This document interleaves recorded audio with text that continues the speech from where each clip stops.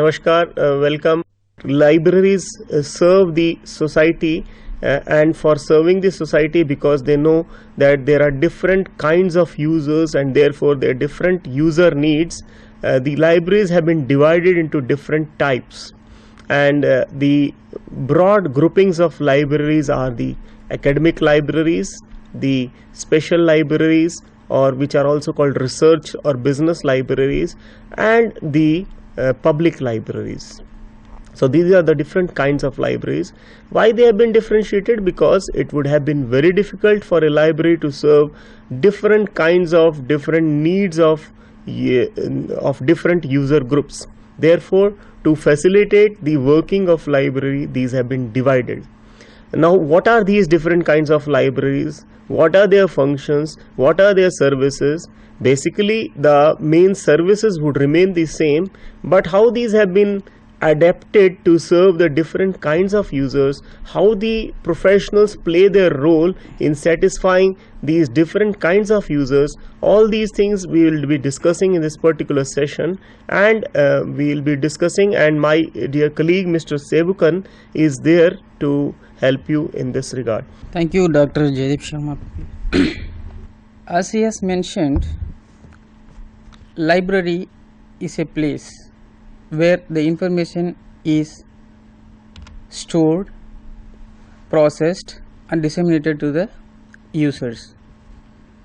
So we can start with a general definition that it is a place where information is collected, processed, stored and disseminated to the users according to their needs at the time and place required by them. So this library can be divided into 4 major categories, as he has mentioned just now. Depends upon the services, collections, categories of users. These are the 4 major categories. These are national libraries, academic libraries, special libraries and public libraries. So let us see one by one in the later sections. So what is National Library? The National Library is a library which is working for the government from the government fund.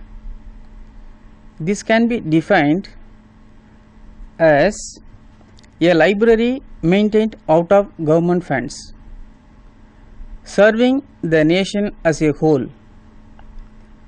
The books which are in these libraries are for reference only. These libraries are usually copyright libraries. The function of such library is to collect and preserve for posterity the books, periodicals, newspapers and other documents like non-book materials such as CD-ROM, audio cassettes, VCD, microfilms, microfilms and so on. So it purchases the documents which are published in the other countries also, which are of nation's information. So from the above definition, we can come to know that so it is a library working for the government and working it is a library storing the only reference sources. That means the reference sources includes handbooks, bibliographies, national bibliographies. It is one of its major functions which we are going to see later on. So this is the basic definition about the National Library. Then we have to see about the objectives of these libraries. If you look at this particular slide, the objectives are to provide leadership among the nation's libraries and to serve as a permanent depository. It is receiving the publications of all publishers through by law or exchange, and to acquire other types of materials. Just now I mentioned in the definition itself that it acquires other types of materials, to provide bibliographical services of the documents which are having in its library as resources, to serve as a coordinating center for cooperative activities, and lastly to service to the government. So these are the main objectives of the national libraries. So we have defined what is national library, then the objectives of the national libraries, then the functions we have to describe. So based on these definition and objectives, to achieve these objectives, the national libraries have to perform certain functions, like to serve as a central and comprehensive collection of national output acquired through legal deposits, gifts or exchange, to acquire and maintain documents about the country or its people or activities published outside the country also, to collect and preserve select manuscripts and such other archival records of national relevance and importance, to collect and preserve specialized materials. The specialized materials could be books for the blind, dramatic compositions, engravings, medals, music compositions, etc. And to serve as a central and comprehensive collection of national output acquired through legal deposit, which I have already mentioned. If you go to the next slide, the functions include to disseminate catalogs in print, in the form of catalog, print and non-print also, like microforms, machine readable forms, like computer readable catalogs, opaque, web opaque, these things. To provide compilation of retrospective or current bibliographies on various subjects in anticipation or on request. Then to provide index to currently published journals, literature appearing in research or scholarly periodicals. To prepare abstracts of current literature on subjects of national interest. And finally, to prepare national bibliographies of books, periodicals and other non-print materials. So these are the functions which are performed by the national libraries in general. So see, it is accumulating the documents from all the publishers, stores it and produces bibliographies and performing so many functions.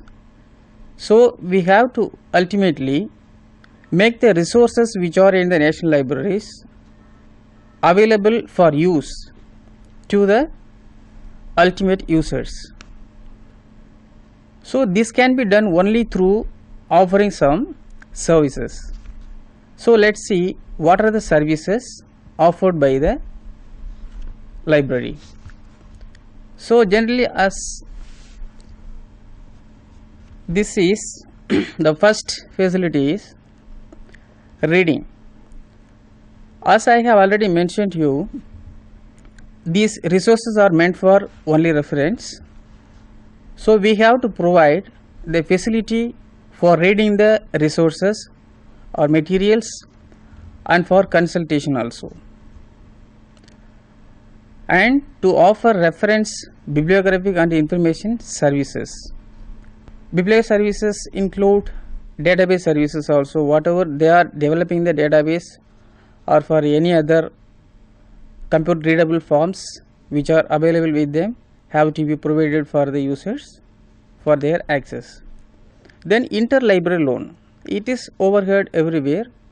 So on the basis of interlibrary loan, if some books are not available in a particular library, that can be borrowed and made available for the users from other libraries. So this is interlibrary loan service. Then reprographic service. Reprographic service, this is one of the important services offered by the libraries, generally irrespective of types of libraries. You can see everywhere these services. It includes photocopying, microfilming and some other services also with this. Then to serve as a referral center. Referral center means it helps the users who are seeking for the information in case of the particular document which is sought by the user is not available. Just he guides the particular user to go to some other libraries or the information centers where the information or the document is available. So this is a referral service. So these are the services offered by the national libraries in general. So we have discussed about the services and functions of these libraries. Now let us say some of the examples which you also know, you might have heard, can be from India as well as abroad. Some of the national libraries in India include National Library, which is located in Calcutta, and National Medical Library in India, that means New Delhi, and National Science Library, which is called NISCAR, formerly INSTOC, that is also located in New Delhi. These are the three major national libraries which are operating effectively. And in abroad, there are so many libraries. We have quoted only 2-3 examples.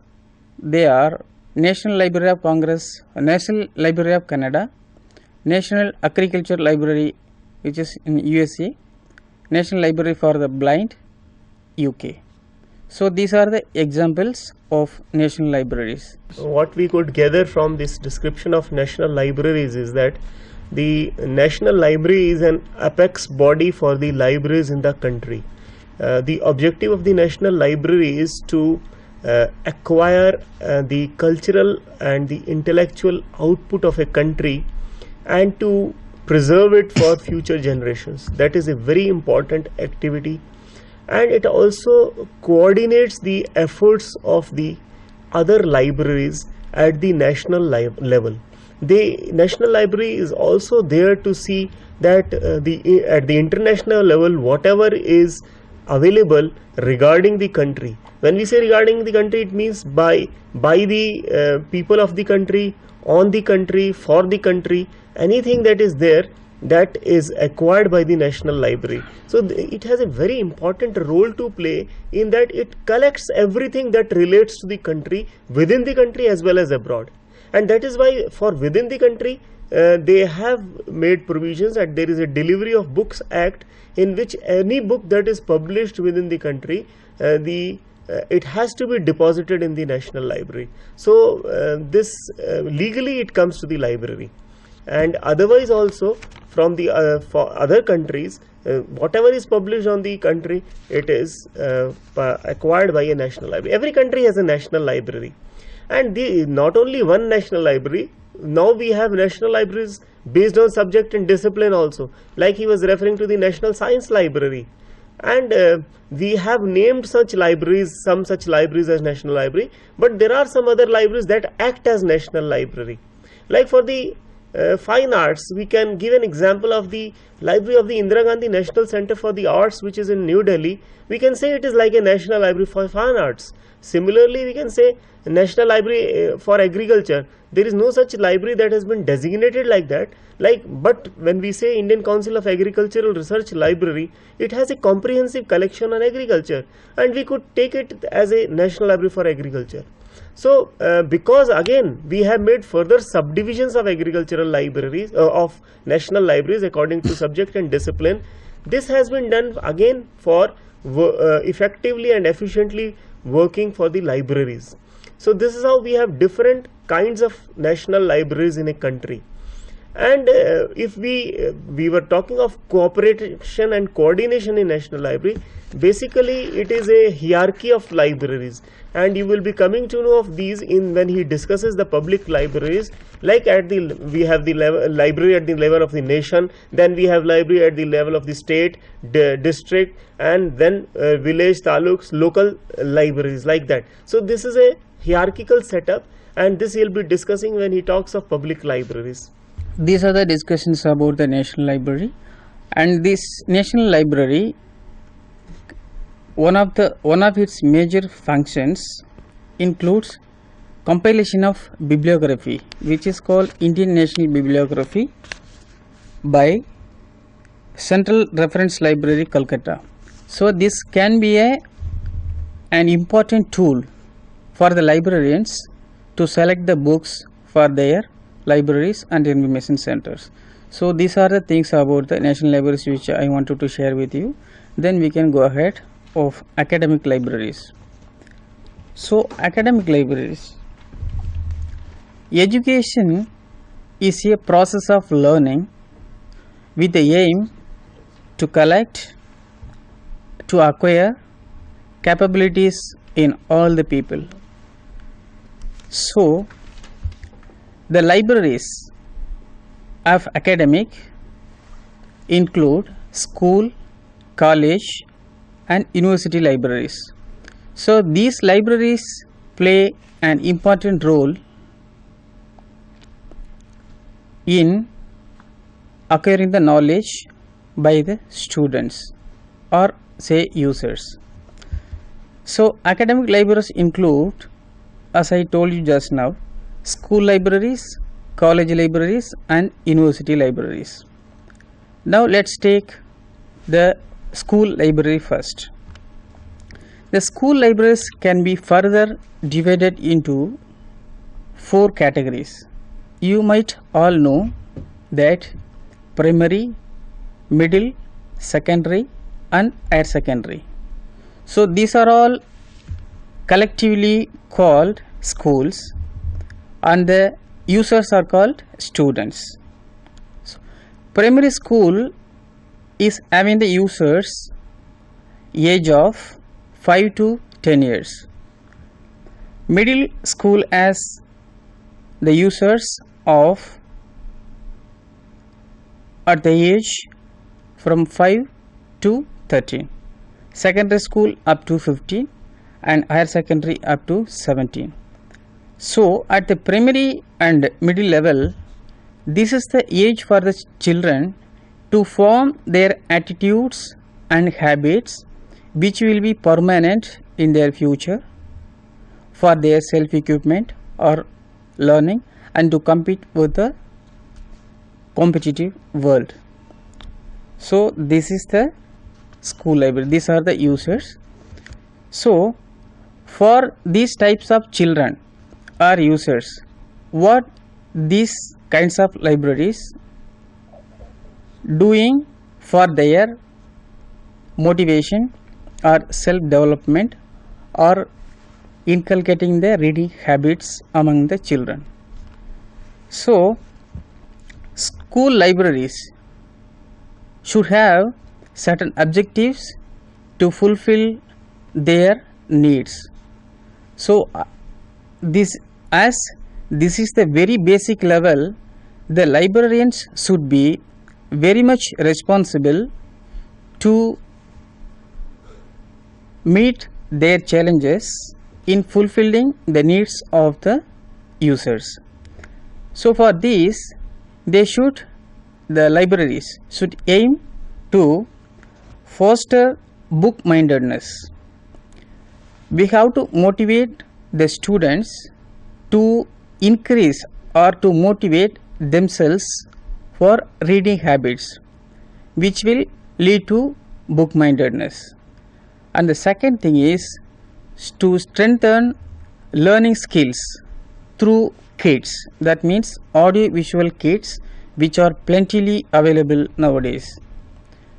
Then to create a love for books and other learning resources. So we should not force the learners, just we have to create a situation where they can adapt easily to acquaint or to adjust with the situation, where they can learn by going through some books, storybooks or audio visuals, whatever we can say. And finally, to inculcate the habit of reading in a slow process but in a deliberate way. So these are the main objectives of the public libraries which have to be performed by the librarians. So Now let's see what are the collections which can be acquired for public libraries. Yes, school libraries. School libraries. The collections could be picture books depicting acts as deeds of valor and adventure, patriotism, service to fellow persons, and other similar themes, which are to be built at the initial stage in the children. Then biographies of great men and women, which can be a role model for the people who are imaginating to become a great man or woman in future. Then books of travel and humor, folk tales, stories from the Panchatantra, Arabian Nights, etc. Then the books on stories of animals and birds, through which they can learn or they can try to understand what are animals and birds, what are their qualities and what they do. Then the popular games and sports, this is very important nowadays. So we have to think of the children who can acquire the knowledge in a smoother way through these collections. Then cultural heritage. So these are the collections. In addition to these collections, as I have already mentioned, reference books. Reference books may differ on the basis of the category of users. So these are the children who are at school as users. So the reference books could be children's encyclopedia and illustrated dictionaries, etc. Then children's magazines like Children's World, Chandar Mama, Tinkle, etc. Then audiovisual aids, which I told in objectives also. Audiovisual aids which are plenty available nowadays, which can be motion films, animated films, tape slides, video cassettes, etc. Then we can include into our collections models, charts, maps, globes, pictures, photographs, toys, and so on.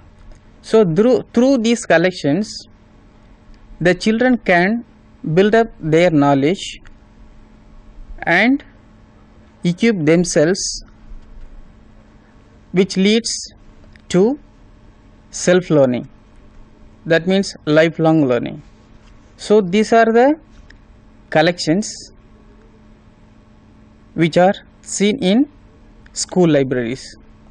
So by building these collections, we can offer some services to the school children. So let's see what are the services which can be offered in the school libraries for the users. So service may not be different. In all libraries they have the uniform services. It depends upon the what type of users coming to the libraries, and it has the size of the users also. It depends. So it has reference service to the users at request. Then story hours. So the teachers who are involved in this have to tell them the story, for which the library has to provide some facilities to undertake this thing. And display of press and other clippings. Then film shows, video shows both for entertainment and learning on various themes. Then book displays and exhibitions on important occasions, through which they can select their own book according to their taste, and they can purchase also through something. They have a chance to learn something through that. Then the second level of the school is secondary school libraries. So in the secondary school libraries, the users are little better, means in the sense little elder than the school children who are at primary and middle level. So the objectives of secondary school libraries include to inculcate the habit of using the school library. Apart from the course requirements, they should be guided to refer to some books on general knowledge and recreation also. To develop learning skills for collecting information on any topic, consulting reference books and other material. As they are going to the higher institutions after completing their schooling, they should be trained in the school itself about how to go through the materials, that means books, for getting some information about a particular topic. They should know the sources also. So if they are trained properly at the initial stage, at the later stages they may not be in trouble, or that may be very helpful to them in future. So this is the job of the librarians at secondary school levels to provide. Then third objective is to provide opportunities to students to visit other academic, special and public libraries. So this is very important. Say for example, in engineering colleges or say any other schools, they are taken to some other colleges or industries or some places where it has to be seen for future use.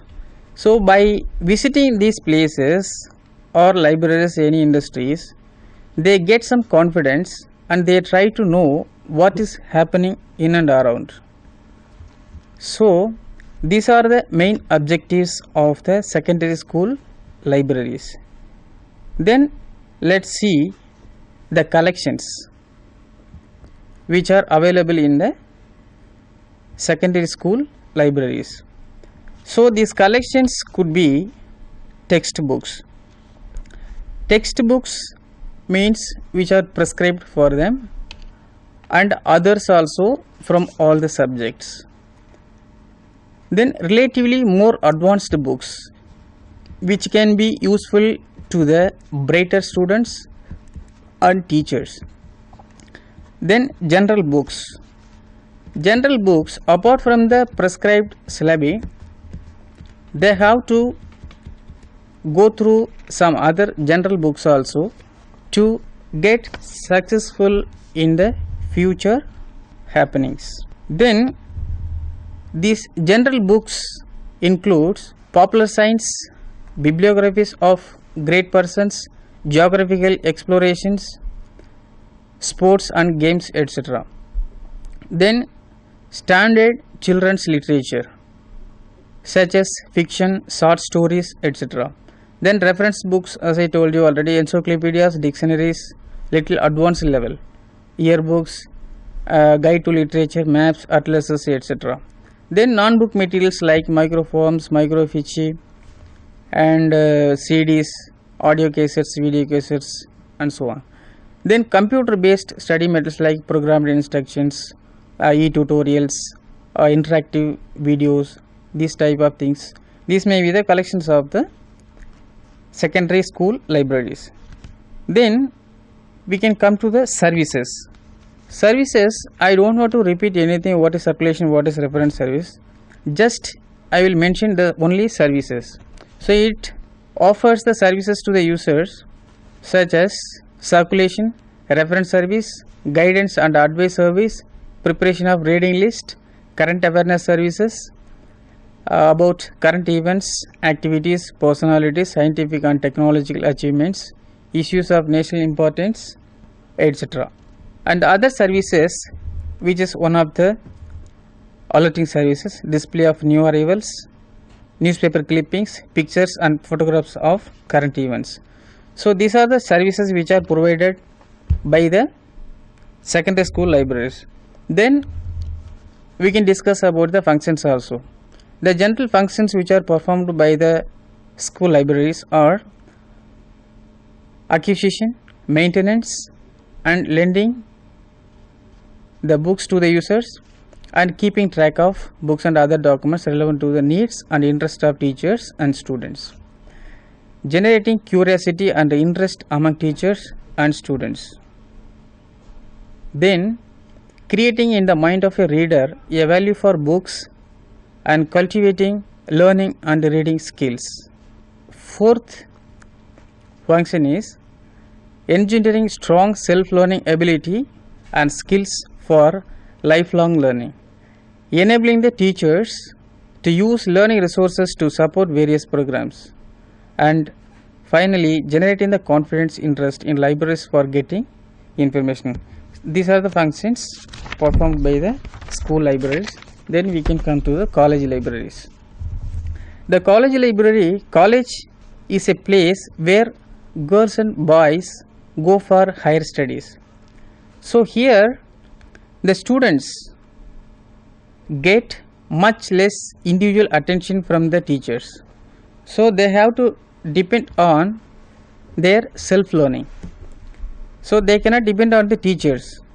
So they have to go for some individual reading referring to the books. So for supplement reading to their prescribed courses, they have to go for the additional reading. For additional reading, many books are needed. Buying many books by an individual is also not possible, and they may not be interested also. So library is the resource center for providing such service and opportunity for the learners to go through the materials and have some additional reading. So the objectives of the college libraries are to support implementation of objectives of parent institution, that means the college, to supplement the curriculum taught in the institution to which it is attached, to give students a wider and a deeper understanding of the universe of knowledge, to work as an independent agency and encourage lifelong learning beyond the prescribed syllabi. So these are the objectives. Functions. Then we can go about the functions. So functions, according to Kothari Commission on Education, which was set up during 1964-66, has suggested some functions. These are to provide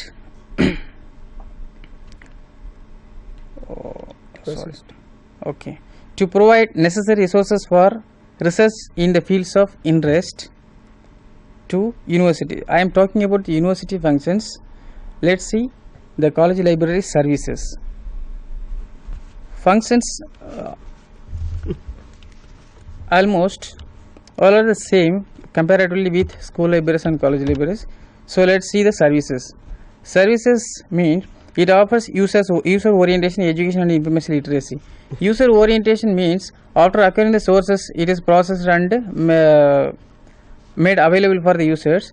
Then we have to make aware of the users how to use them. We have to orient them how to utilize the sources effectively and properly. Then reference and readers advisory services. Then lending and interlibrary storage services, bibliographic services, career guidance and network based services.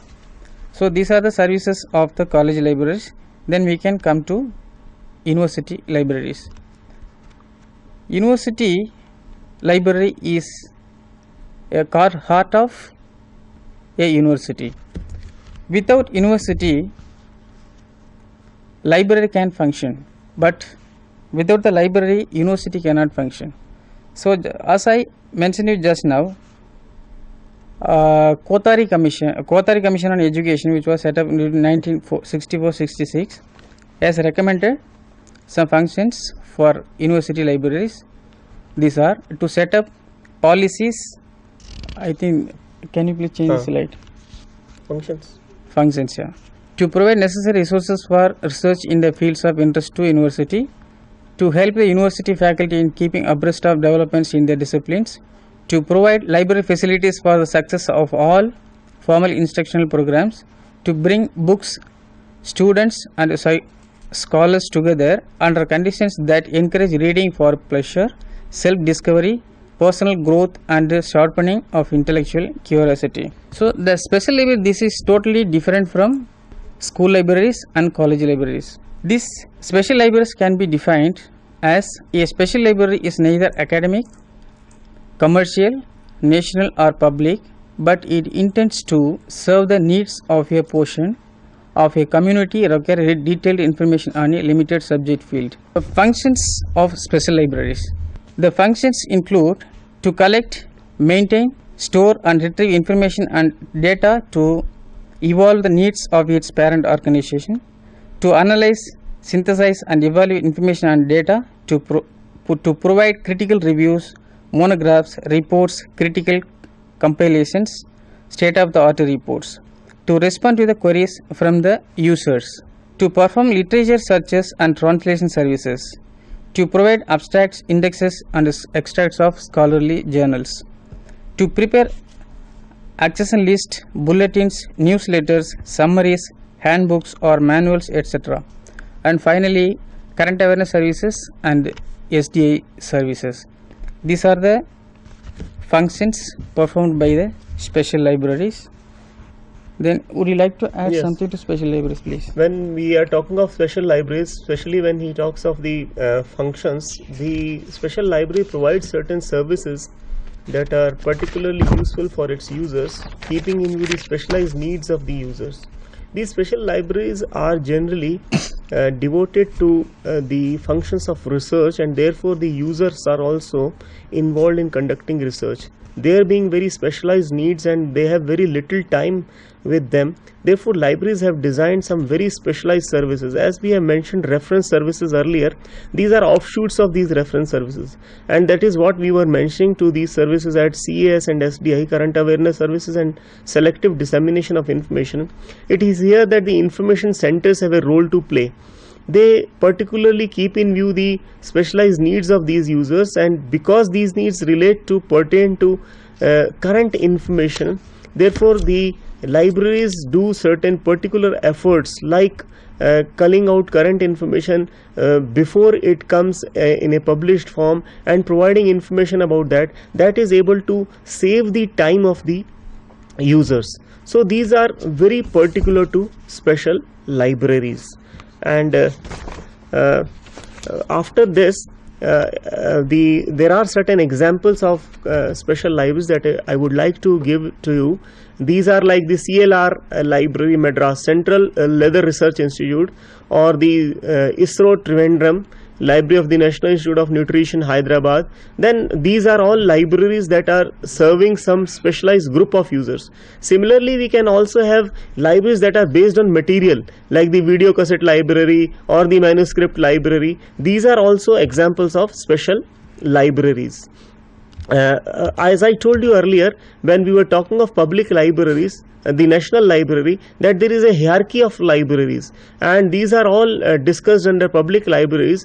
And before discussing that, I would like to give you certain examples of public libraries, like the Delhi Public Library or Connemara Public Library, Chennai, Gram Panchayat libraries, district central libraries, state central libraries. These are all examples of different public libraries.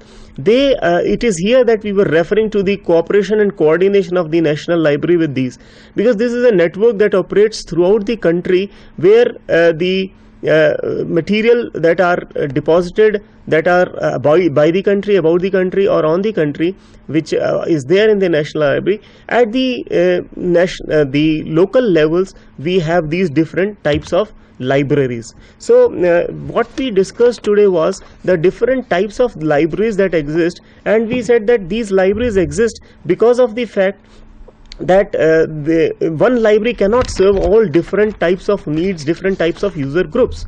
Therefore we had to create different divisions of libraries, and it is in these divisions that we thought of having libraries for the general public, and for that we had the public libraries, where we have the main stress on developing and inculcating reading habits, on the recreational needs, and also to some extent on the educational needs.